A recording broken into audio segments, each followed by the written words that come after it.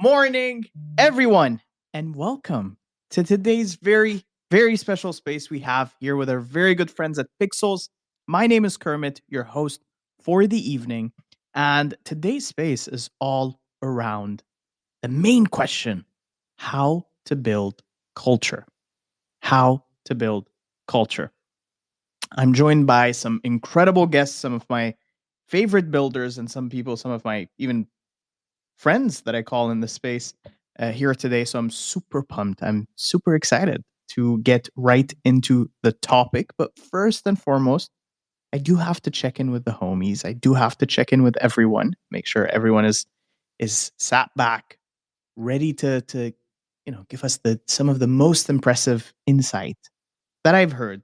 Because that's the bar. That's the bar that I've set. That's the expectation I have from everyone here with us today. With that being said, I do want to check in with our very own Heidi, who is behind the Pixels account. Heidi, how are you doing? Hello. I'm very well. I just want to say I love how you started it with good morning everyone, even though it's only morning for me. Probably everyone else it's afternoon. And then you followed with good like for the rest of the evening. So we're covering all There of you our go. bases There you here. go. Welcome everyone. Thank you for coming out. Make sure you're in the theater as well because we have some energy. The popcorn flying everywhere will give you some passive energy.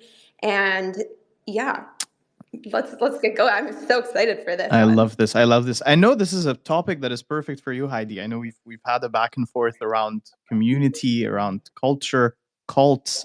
All right, maybe not cults, but we've had a back and forth, and I instantly know like how passionate you were around this topic. So I just can't wait to get right into this, especially picking your brains around this. And yeah, I Oh started yeah. because I'm used to saying good morning. We're all used to saying good morning. But then I looked outside the window as I was speaking, and I was like, "This, it's not morning. It's evening for me." So it happens. It happens. I do want It's perfect. to that point. I mean, what time zones everyone is in? I do want to check in with our beautiful panelists here with us today. Before I go through all the panelists, just a very quick word. If anyone would like to pitch in to today's conversation, if you hear someone's take, you're like, I have my own take. I have something to add. I have something I also want to share. Just raise that beautiful hand and we'll make sure the conversation feels as smooth as possible. So, best way to do that, just raise that beautiful hand. That being said, I do want to start.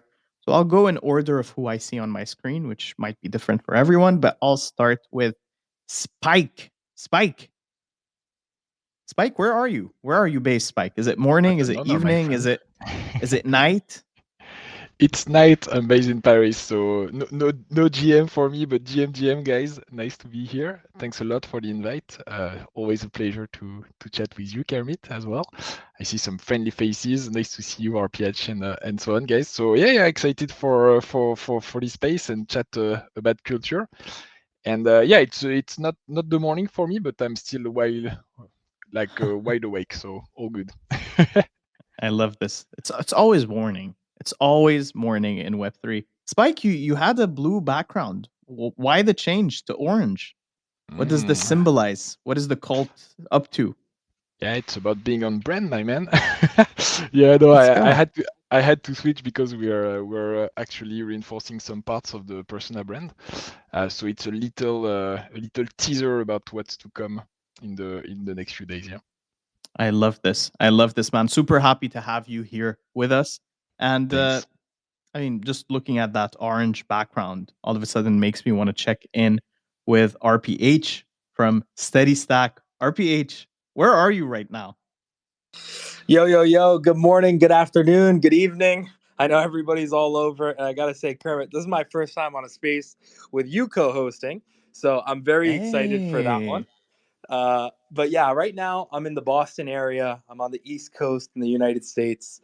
But I'm going to be bouncing around a little bit. But yeah, I'm enjoying the cold right now. And it's 2 p.m. my time, 2 p.m. Eastern. dude, weren't you in Dubai last week?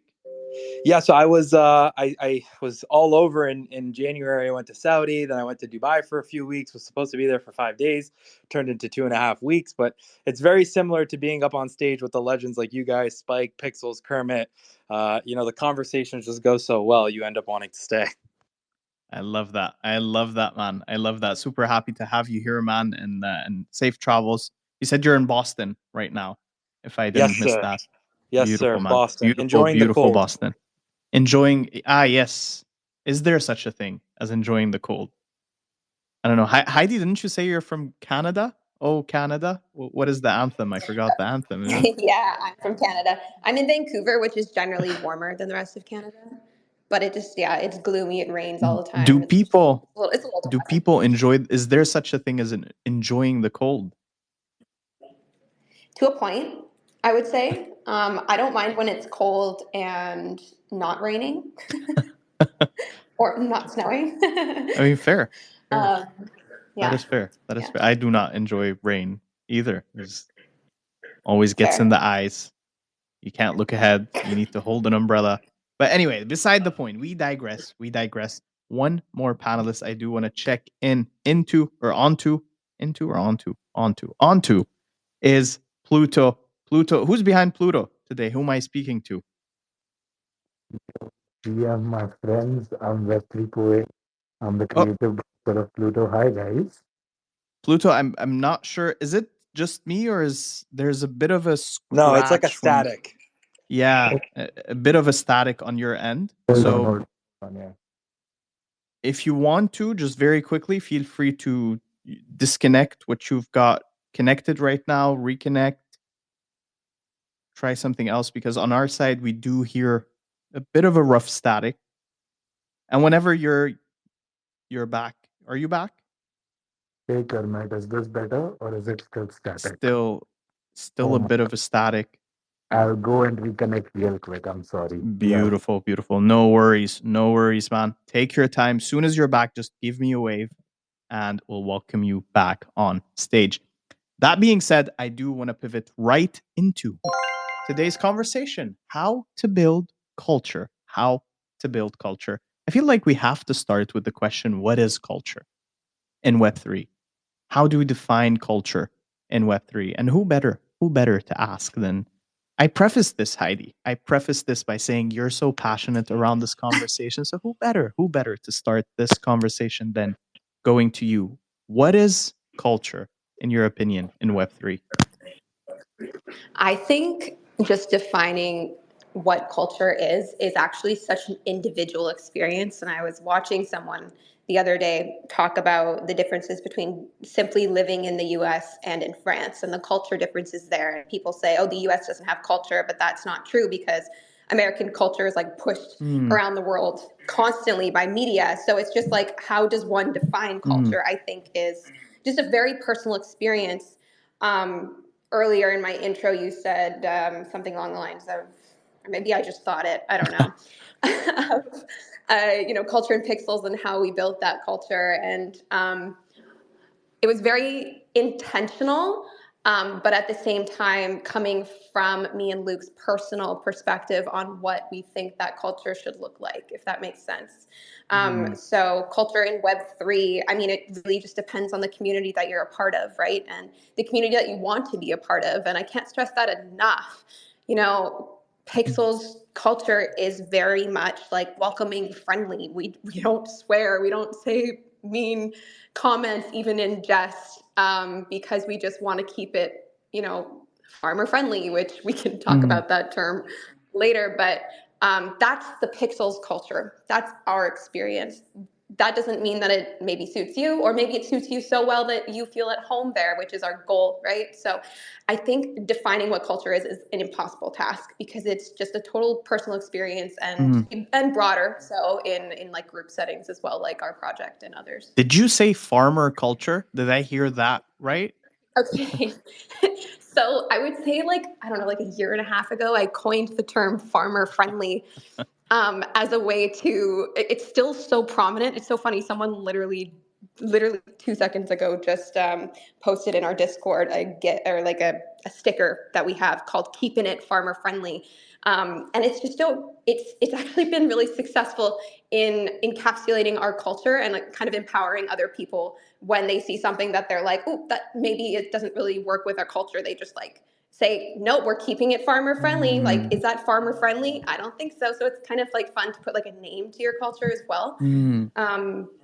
So yeah, farmer friendly culture is just basically Pixels culture, and that is like welcoming, friendly, doesn't matter where you're from, doesn't matter who you are. If you're here to have a good time and be nice and kind to other people, you're welcome here and you're a part of our family immediately. I love that. I love that. Keeping it farmer friendly. Farmer friendly. Farmer friendly. Farmer friendly. I love that. And I agree. There's a certain power to giving things a name and cultures a name and communities a name, right? Yeah. It gives a stronger sense of belonging all of a sudden. Absolutely. And it goes as far as like, I know that most of our user base are adults, right? And so sometimes we run into a person that's like, I'm not a child, you don't need to tell me not to swear. And I'm like, that's not the point. That's not the point. You think I don't swear personally? Like, of course I do. That's not the point, right? It's about intentional culture building. And if what you're saying is offending someone else in a way that makes them not want to come back, that's a problem, right? So it's just like, come hang out with us if it's your vibe, and that's great. And like, it goes as far as like someone just made fun of someone else's like profile picture in Discord. And I responded, are we being nice to each other? As if like, cause it's like funny, like I want to make it fun and funny. I know you're probably an adult. I know you're making a joke. So I'm going to make a joke about it as well, while kind of being like, hey dude, like maybe don't make fun of other people's pictures. And he responded like, I'm sure they know it's a joke. And I am too, but it's kind of like just that like small little nudge of like, hey, let's avoid this, but like keep it fun and friendly. I did just notice as well, Spike, I don't know if you're here, but can anyone see Spike in the speaker list? Am I tripping? Is my ex rugging? I don't. No, I don't see him. No, so Spike, if you're hearing this, just feel free to leave the space and rejoin, re-request. What is happening with today's space? What is happening? Why is Elon always? I'm telling you, Heidi, it's the numbers. It's those numbers. X can't sustain itself. It's going bonkers and crazy, and it's intimidated. They're intimidated by the farmers. It's intimidated by the farmers. There you go. Exactly. Let me ask you one last question on that note, Heidi, just around Pixels culture in specific. How did you guys come up with, these specific rules? Like, because for different cultures, for different communities, some, jokes are not only allowed, it's sort of what the culture is around. Being mean is sort of what the culture is around. I mean, mean as in, sort of picking fun at one another. For others, it's a lot more positive, a lot more friendly. How do you come up with these? Do you feel like it's the team that comes up with these? Is it the community? Is it a mix of both? So it's a mix of both. It's not like Luke and I sat down on day one and we're like, hey, this is exactly what we want to build. Because back then we didn't really know. And I joke about this a lot, but I'm dead serious. When I came into Web3, it was during the bull market and it was with Pixels. I had no idea. I didn't know what this like crypto bro culture was like. I wasn't aware that I should remain anonymous. And so I didn't, okay, and I'm happy I didn't. That was not a hold mistake. up. You just said something. I want to dig a bit deeper. I badly want to know. I'm sure there's at least someone else who's like dying to know. Heidi's definition of crypto bro. What is a crypto bro? Oh no. I need people to like me. No, I feel like the culture at the time that I'm defining in a very silly way as crypto bro was just like very crass, very me first, always ready to fight, ready to like argue, FUD things if they just decided to for fun. Just like it was like, for me, from my perspective, it was a little negative, very, very masculine energy, which isn't like a bad thing in itself. But I just didn't think it didn't align with what Luke and I wanted.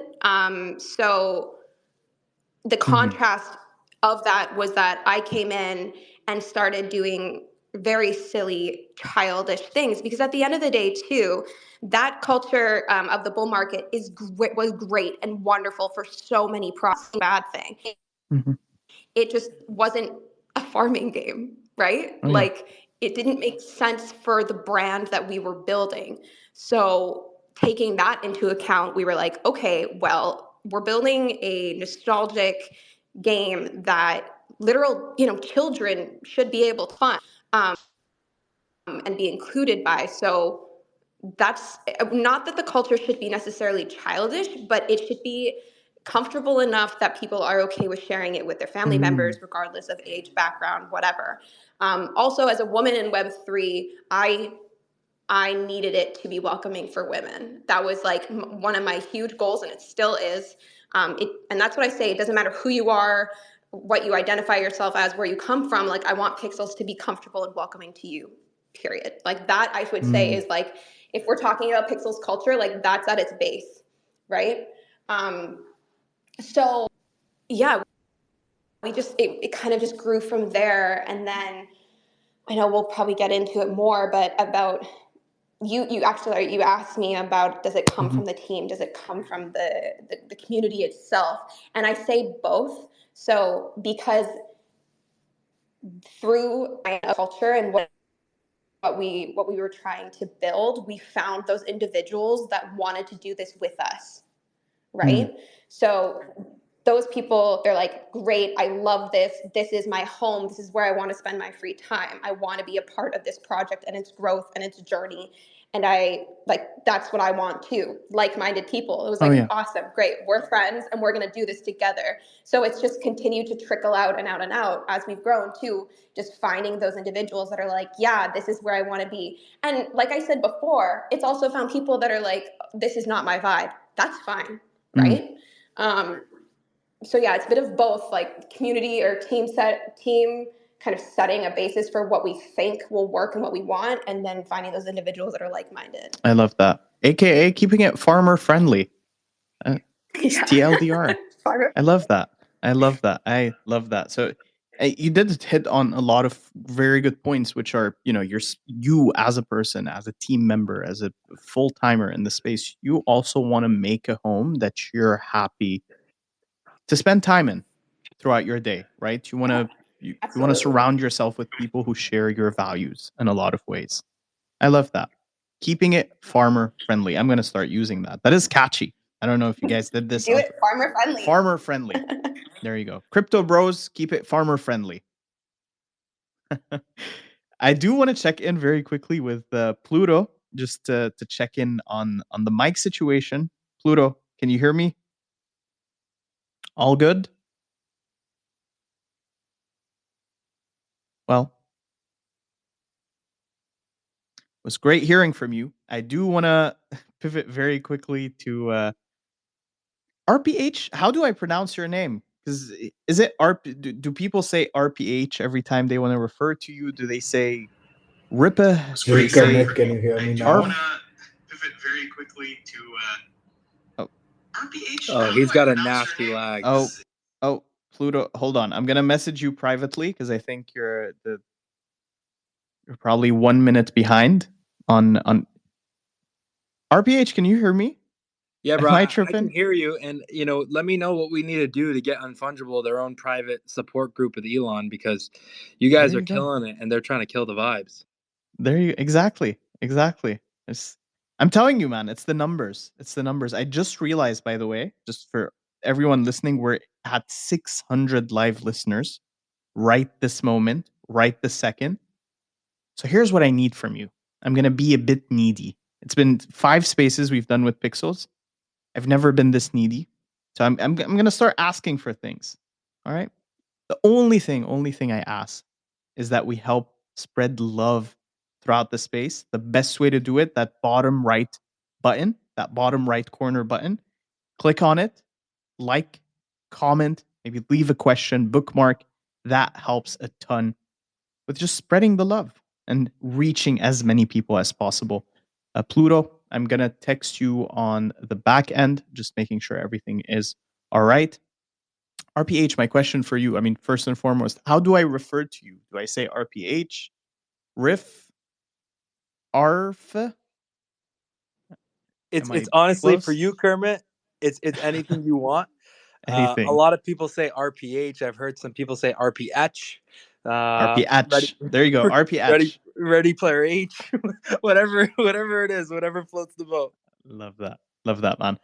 Rather, I mean, first and foremost, welcome to the stage. Secondly, I would love to ask you, on your opinion of what culture is. How do you define Web3 culture? More specifically, through your community. So how did you come across or come about defining culture for Steady Stack? And what do you think are some of the core ingredients that people need to make strong culture in Web3? Yeah, absolutely. I mean, I have a true appreciation for the level of due diligence and the level of time that you guys actually put into making these spaces happen, because the questions are just so good, and you can tell that that's a reflection of the time that you guys put in before this. And then Heidi, amazing energy. We absolutely need more women in Web3. You got me amped up. I was on a Spaces earlier today too, and Manny, the founder of Forbes, is on there. I actually think you guys should connect because Yes. you guys are the trailblazers here, and we need more of you. So I'm in appreciation. Oh my God, thank you. Yeah, and we'll help shift the crypto bro narratives into something more empowering. Sounds good. Amazing. RPH, do you have a name for the community? Is there a farmer-friendly crypto bro? Sorry. I don't know if it's as good as farmer friendly, but we have we call our people the stackers, because all we do is steady stack. Stackers. The stackers. All we do is steady stack. I love that. Tell me a bit more about how did you come up with the stackers? How essential is the name? What is the recipe for community or culture? Yeah, absolutely. We're using these terms interchangeably. Yeah, I think Heidi had a really good answer where it's like it's very hard to have a one size fits all kind of answer for something like this. But the way that I've always seen culture, and honestly, culture and vision are the two things that are absolutely like that's what starts community in terms of setting up for the long term. And for me, Web3 isn't just about the blockchain. I think Web3 actually shows and is a precursor of the way that we're going to do business in the future. And so the interaction and the way that businesses interact with their audiences and their users in Web3, that community and business relationship, I think that's also Web3. And it's something that's so unique to our space. And at the core of that, you can't have an unstoppable community without an unparalleled culture and vision. And so culture to me has always been like a shared values, ethics, norms, behaviors, practices, right? Like Pixel said, we don't swear. So I'll try to, stay farmer friendly as much as humanly possible. But it's like those values, those norms, those things that bring you together. And so in Web3, especially, being so community centric, it's more important than ever. And so for Steady Stack specifically, for those who know the story of Steady Stack, we were actually a Web2 software company before we even knew what an NFT was. And then we learned more about NFTs from, Gary Vee, and then in person with Alex Becker. And then we actually pivoted the company into, what it is today. But the vision for us was, and especially when we got into NFTs, we felt like the big things that were lacking were leadership. If community is the number one utility, why are you not pouring every single thing you have into your people? And then also utility and sustainability. And so those, like, we had a goal to solve those problems. And so our culture was always built around being able to have something tangible, something sustainable, strong ethical and moral code, and really just win together to thrive together. That's our mantra: thrive together. Dude, I love this. Thrive together. Let me ask you a question just to dig a bit deeper into this. How do you define culture? I know I asked you, what is culture, but what I mean, what metrics do you put on culture? Like, is culture the number of comments? Like, how do you know Pixels has a strong culture? How do you internally measure Steady Stack's culture? For example, is it the amount of engagement on Discord? Is it just how wild X engagement gets? Is it how many space listeners you get. Like, how do you put numbers on culture? Can you put numbers on culture? It's a really good question, especially because in business, everything is about KPIs. And I'm a firm believer in, what can't be tracked, can't be measured, and what can't be measured can't be improved. So this is a really, really good point by you, Kermit. But I still think there's soft ways to measure culture and then there's hard ways. So again, to recap, culture to me is, the shared norms, beliefs, set of values and practices that everybody unites over. And so how can you track these things? Well, on an individual level, like when you talk to Heidi, it's very clear that she is a living embodiment of the culture at Pixels. And, it's clear that alignment is there because she even, for example, the whole farmer friendly talk, and then, following that up by not swearing in her sentences, now there's that alignment where you can say, okay, hey, a culture has been set, but then it's also being practiced. But because it's a softer type, thing to track, it's not like so numbers driven. I would say the best ways to track culture, it comes down to surveys and questionnaires. You got to have like feedback forms so that you can really get some deeper information. Observation is a huge one. Interviews, having focus groups, and then like even when you say social engagements, I don't know if it's a quantity thing as much as it is having more analysis of the type of quality, because that's what culture is about. And then you can always put KPIs like turnover, retention rates, inclusion, diversity, things of these natures. Culture just sent you an email. I heard that you're leaking too much alpha. It just sent you to Crypto Bro. Stop leaking alpha. But I love that. I love it's hard to put numbers on culture. Culture is more qualitative than quantitative, right? The way you get to measuring it is by understanding the people, essentially, right? That's what you're getting from surveys. Heidi, I do see your hand is raised. And by the way, just very, very quick word. Again, best way to conversate, to participate in today's conversation, just make sure to raise that beautiful, beautiful hand. Heidi, stage is yours. Yeah, no, I just wanted to say that everything you're saying is 100% accurate. I think that measuring culture is a difficult thing to do, but measuring the success of the culture you're trying to build is something that you can maybe quantitate a little bit more. So like that was something that was huge when we first started Pixels. We were like, is this going to work? Like, do people want this kind of culture within the broader community of Web3? Is this going to be successful? And it has been successful. So we can measure that through, retention, Discord sentiment, like all of those sorts of things. But there's been times where Luke and I are like, I don't know, maybe we should lean more into, allowing slightly more adult behavior here and there, which we have. We've definitely, acknowledged our user base are adults, and it's not like it's only child's play. Like we do allow a little bit of stuff here and there, but that's something you can measure, right? So like you set a culture, idea of what you want, and then see if the people come and they stay. It's so hard to focus when the UI is bugging so much. I don't know. Can you see Pluto and Steady Stack and Spy? I think no. I only see. I'm like listening to you, and the Twitter is like going like too many people listening in. We're crashing. But I love where you went with that. You might not be able to measure culture.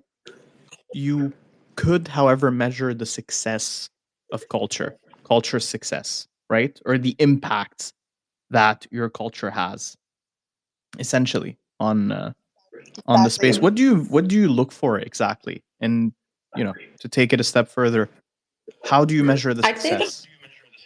I'd say the biggest thing that we focus on is community sentiment. I would say we're not really focused on measuring our culture. Our culture has been successful. I think we can say that. It's safe to say people like it. People are down. It's nostalgic. It's comfortable. It's safe. People like it. They're here. They come back. Our retention's very high. All of that. So that's great. So I don't think we're really measuring that anymore, but we do pay like a lot of attention to our community sentiment, and that's part of building in public and all of those sorts of happy.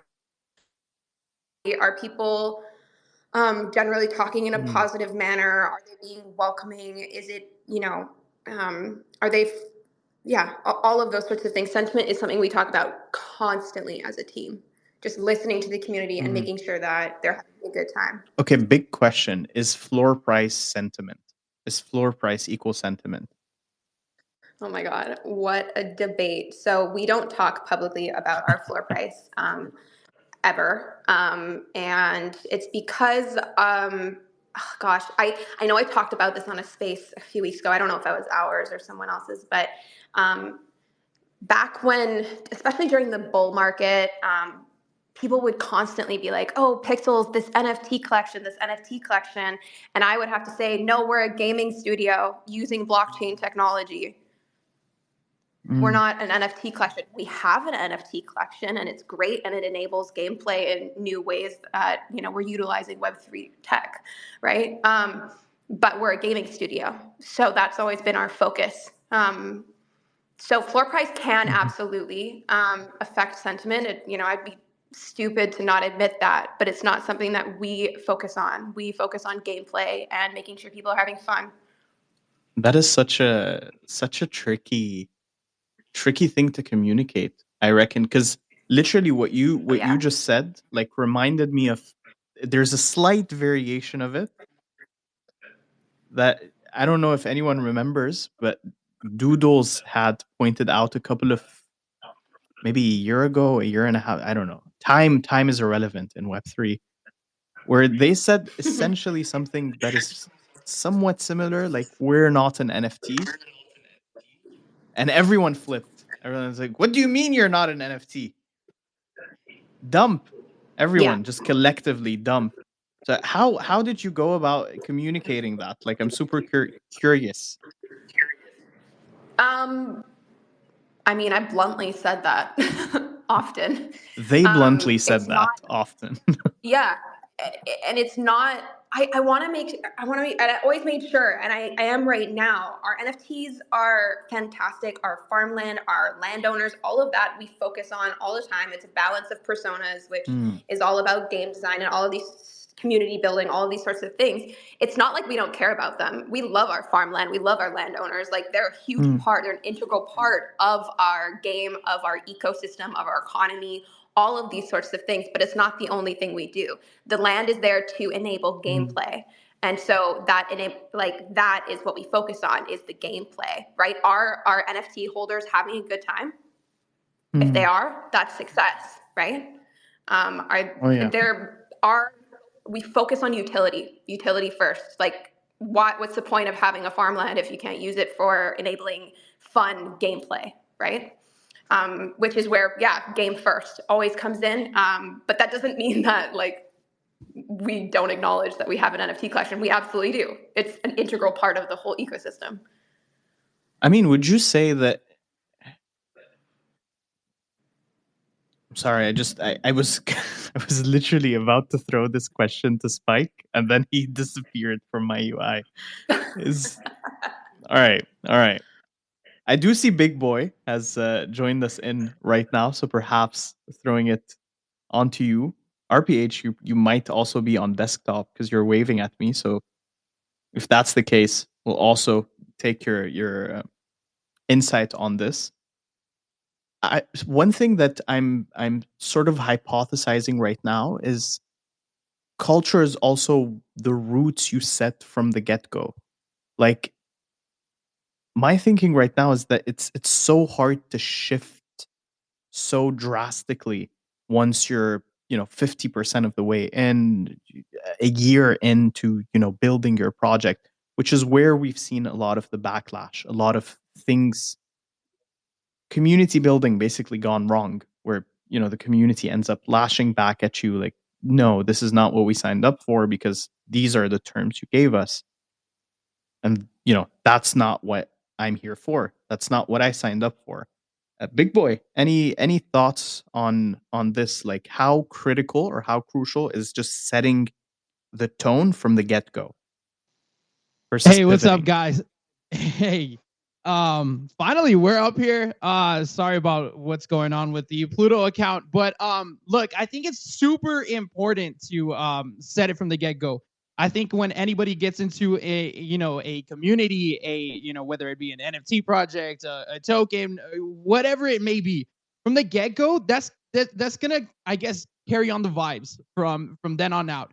I've been in different communities, different projects where you just see when all the time, and project launches, right? Project launches, they deliver, and they're like when floor price pump, when this, when that. Now, if the culture has been set from the beginning, there's been culture, I guess, brewing up, building up the community, conversation between, founders, team members, just building this culture with your community. It tends to, it goes on after the mint, right? And I gotta say, I've seen that myself with the Pluto Misfits. Before, when I got into the community, I first got in because of the game Sunbeam, and I was enjoying it. And I could not beat the game. I could not get past the score. So I went into the community and I was like, how do I get past 10,000 points, guys? And there was so many people that were like, oh, you got to try this, you got to try that. But that's because the culture was there, where there's a lot of people that are, helping out. People were kind of building themselves out to be good community members. And where did that come from? It came from the top, setting up the culture, setting up a community where people are here to help each other, and not so much burn each other down. So I think it's super important to get that going from the get go. If you don't have it from the get go, you're not gonna develop it later. You're gonna end up setting yourself up for maybe failure, but not the success that you're looking for. I mean, now I feel like a lot of what I've heard from you, Big Boy, from Heidi, from RPH, is there are a couple of elements, a couple of ingredients that are just necessary for a strong culture, for a strong community. Like you've mentioned, helpful, right? A culture of helpfulness, of people who will lend a hand out. What do you reckon are some of those ingredients? Just throwing it back to you. Sorry, Kermit, can you say that again? It did rug a little bit for me there. No worries, no worries. So what I was asking is, what do you reckon are some of those ingredients to great culture or great community? Right? You've mentioned helpfulness as being one that I've literally heard everyone on stage mention it. Like, what are some other qualities that are a must, you feel, within a strong community? That's a good question. I've never really thought about that, but I think, like, when you're looking at a strong community, you got to have strong community members, right? You got to have members that are either here for the long run, people that are, looking into just building, or here for the culture, as you bring it up. So I think it just all stems down to, when you're building a community, it's gonna depend on community members and who you're actually bringing into your community. So I guess I did say, it does start with your. I mean, it does come down to the community members, but I guess it's just I guess just being a strong community member and finding those people that you want in your community to build that culture. I love that. So it's finding people that not only embrace, but sort of fit in that culture, who are that culture itself, who embody that culture. Spike, Big Boy, you raised your hand. You wanted to add something? Yeah. I just wanted to add a little bit on that because, going back to what Pluto Misfits has been doing, they're basically creating like a content creator culture as well. And they went ahead and went and looked for their community members, people who are looking to build. So yeah, that's kind of where, going hand in hand with what we were just mentioning. You got to search out those community members and, keep on building from there. So what you're seeing with the Pluto Misfits, building this content creator culture, if you will. I mean, you see people like Tuan down there using his Pluto Misfit as like a 3D, character for his streams.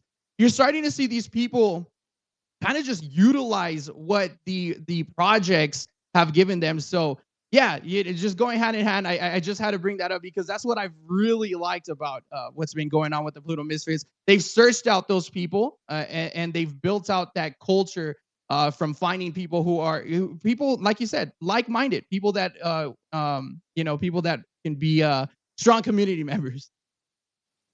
Dude, I can't tell you just how awesome sometimes it feels to see someone rep the same PFP as yours, right? Like a lot of times you hop on a space, like right now you just hopped on a space, instantly you were able to just spot another member of the culture, another member of the community simply by their PFP. Obviously, some people you might have talked to a lot in the past, but just simply by the PFP, you're able to identify, oh, we're homies, right? We don't need to figure it out. I know we're starting off on the basis that we're homies.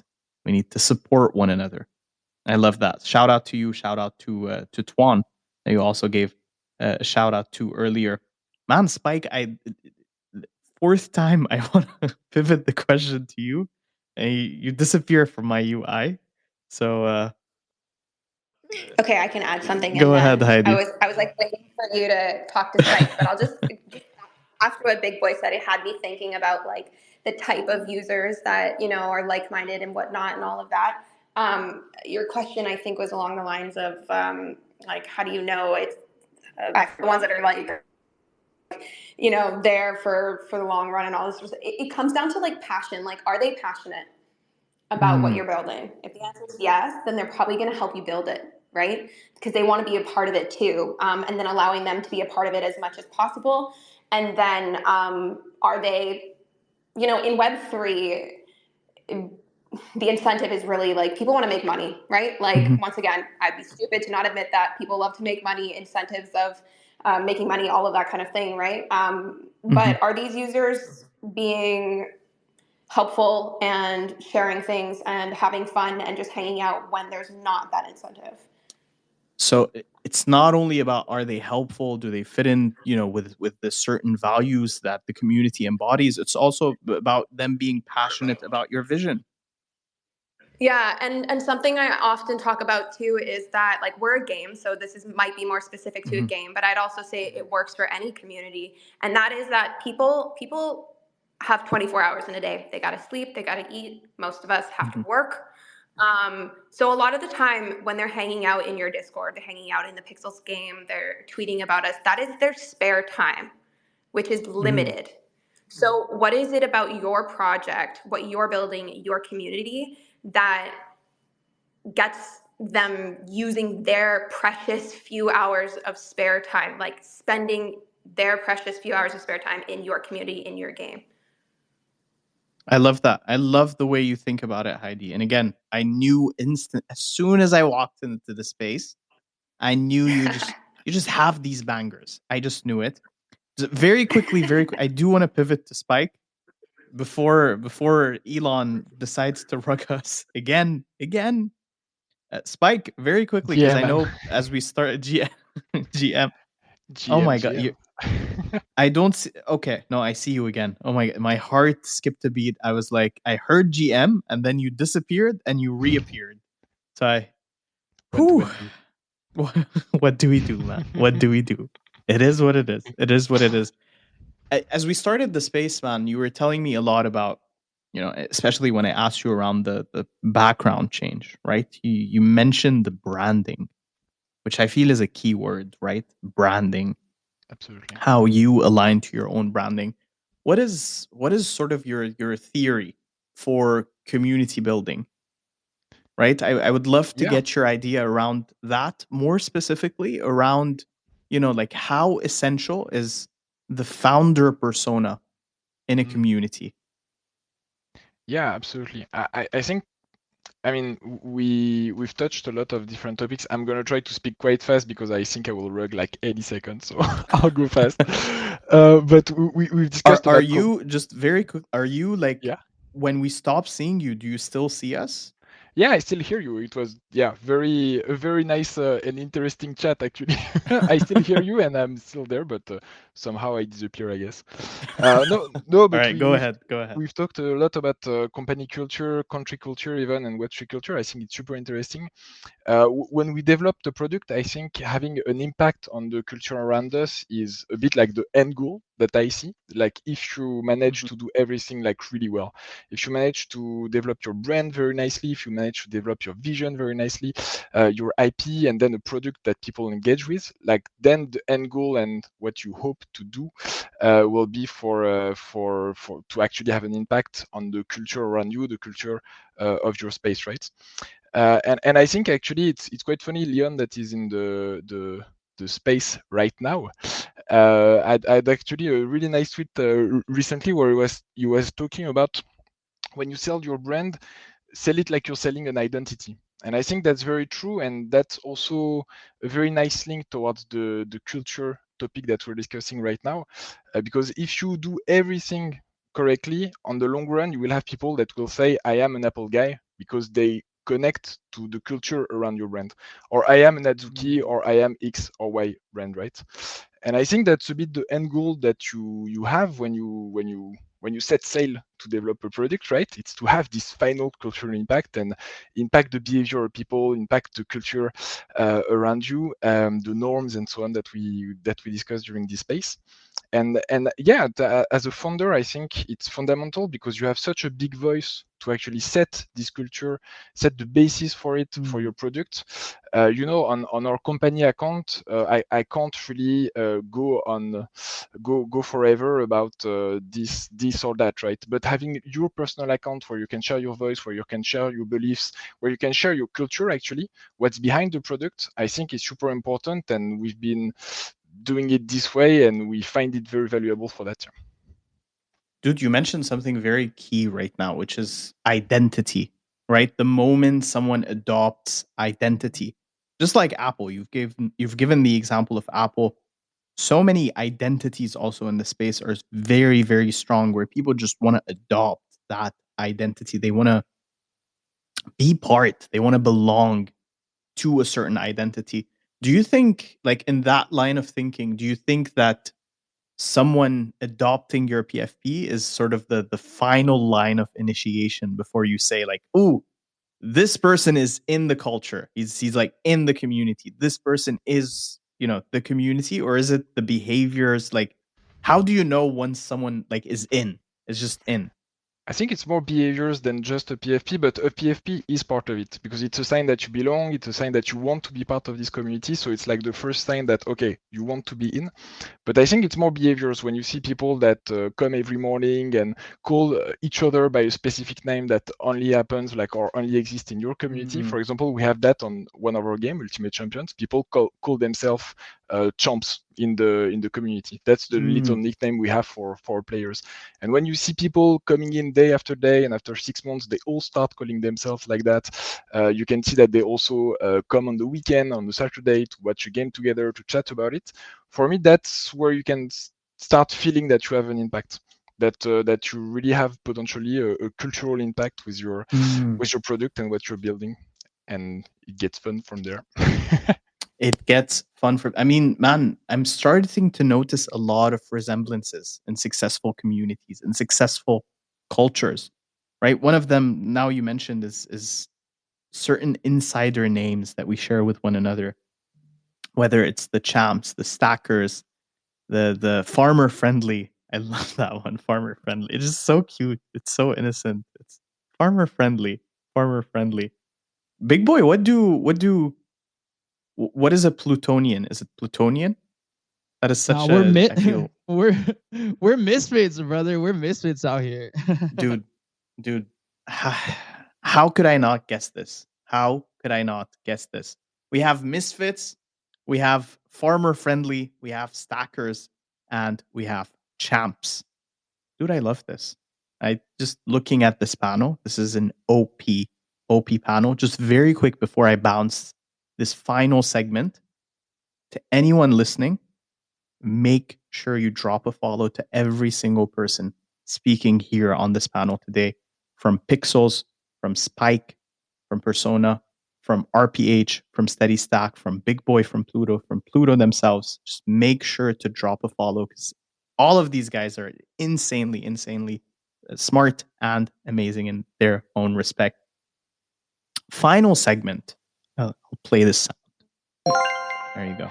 That way it feels like we've transitioned into another segment, although we're still on a space continuing. Just final segment again. There we go. There we have it. RPH, I do want to start with you because I do also want to hear a bit from you more. What do you think are some of the biggest threats to culture building or community building? Like, what are some of the biggest challenges you've personally faced when building culture / community? Oh man, that's a tough question. It's a little bit loaded as well. But, oh yeah. We're digging in. We're digging deep. Yeah, we're digging deep on this one. I don't want to piss any community members off, but I think, if culture is defined by, those common norms, beliefs, values, and practices, then the toughest thing sometimes is just when you are seeing, actions and behavior that shouldn't be, allowed or promoted, is actually putting your foot down and taking a stand for the sake of the community, for the sake of the culture. And I mean, it's a lot easier said than done, because people pour their hearts out into these communities, into these discords. I mean, we have some members who, it's like it's their home, as it is for everybody. I mean, that's what it's supposed to be. But at certain times, you just have to draw that line in the sand. And I can only imagine it's very difficult. I don't have kids yet, but I'm sure maybe my father feels this way with me sometimes, when it's like, you want to be able to put them in a box where they can grow, right, without being constricted. But at the same time, you have to maintain those boundaries. And I think when it comes to the specific instances, sometimes it's just very hard, but you got to stay true to those those common values and ethics and principles. Otherwise, your community and your culture is going to dwindle. Hold on. So are you saying if I buy your NFT, I'm your son now? Well, you will definitely be in the family. That's for sure. The dynamic we'll figure out. Brother, sister, cousin, uncle. We'll figure that out. No, I was asking. So I was thinking years into the future. That way, if I'm your son, I get the inheritance. That is, see, it's big brain thinking 60 years in the future. Hopefully, all right, let me know how many you sweep and we'll talk. All right. Let me know how many you sweep and we'll talk. I love that. Heidi, you do have your hand raised. We're also approaching the final 3 minutes. So take it over. Yeah. Okay. This is a very, very difficult subject. It's a very hard thing to do.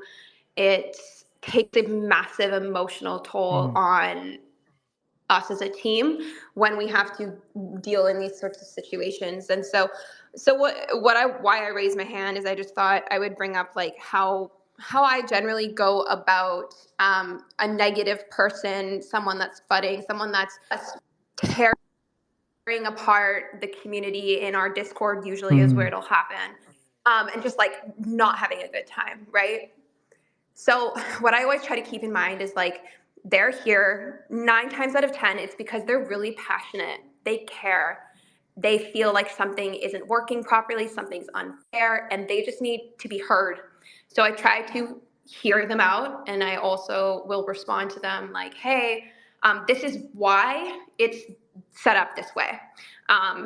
You have a good point or whatever, but this is why it's set up this way. And then oftentimes they'll continue to, get irritated and mad. And I always try to hear them out. Basically, my goal is to make sure they're okay. A lot of the times I'll be like, hey, do you need support somewhere? Like, are you okay? Do you need help with something?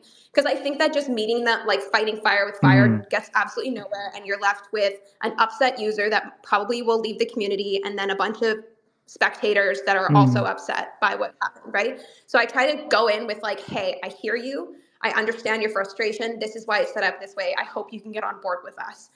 If you can't, that's totally fine. We don't mind. Like, we're good, right? But I always just try to like treat them like a human being, because I feel like a lot of times on the internet and in stuff, just be like, this person's mean. This person is all of these expletive things, and therefore they need to get kicked out. And I'm like, let's try and convert them first. Like, let's try and show them love and support. And if it doesn't work, then, we can let them know that maybe this just isn't the place for them, and that's totally fine. Getting back to my first point, it is so hard to do that.